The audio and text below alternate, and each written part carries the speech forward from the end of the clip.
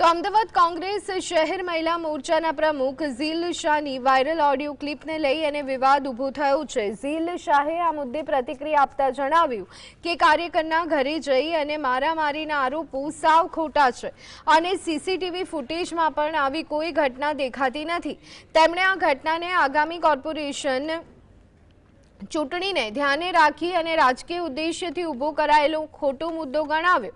બીજી તરફ ફરિયાદ કરનાર યુવકે દાવો કર્યો છે કે તેને સોશિયલ મીડિયા પોસ્ટ ડિલીટ કરવા અને કમેન્ટ ન કરવા માટે મારવાની ધમકી આપવામાં આવી હતી। આ મામલે યુવકે દરિયાપુર પોલીસ સ્ટેશનમાં અરજી કરી છે।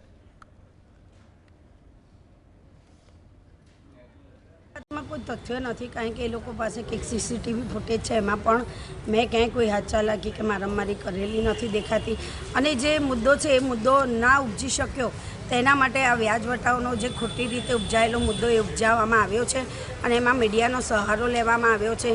पोलीस स्टेशननो पण ए लोकोए सहारो लीधेलो परंतु तेमां पण क्यांय कई मारुं ए लोको प्रूफ ना आपी शके एटले मीडियानो सहारो लई અને એ લોકો મને ખોટી રીતે જે પણ કરતું હોય એની હું તપાસ કરીશ। મને આઈડિયા નથી આગળ ઉપર પણ એ લોકો મને ખોટી રીતે બદનામ કરવા માટે એક કાવતરું રચવામાં આવે।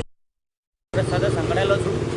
ઝીલ શાહે આવી રીતે રાગ ધમકી આપી પછી રાતે આવીને શનિવારે રાતે આવીને મને માર્યો મૂક્યો છે। અને ઝીલ શાહે શું કર્યું? ઝીલ શાહે એમણે કે બીજામાં કોમેન્ટ કેમ મારી છે સોશિયલ મીડિયા પર ફેસબુક પર એવી રીતે એમના ભદ્ર મેસેજ લખ્યા અને રાતે એને ધમકી આપી પછી ચાલકી કરી એમને માર્યો ઘરમાં ઘૂસીને। શું ધમકી આપી? કે તને બહુ પાંખો આવી ગઈ જામ આવી ગઈ છે અને ભદ્ર મેસેજ લખ્યા હતા।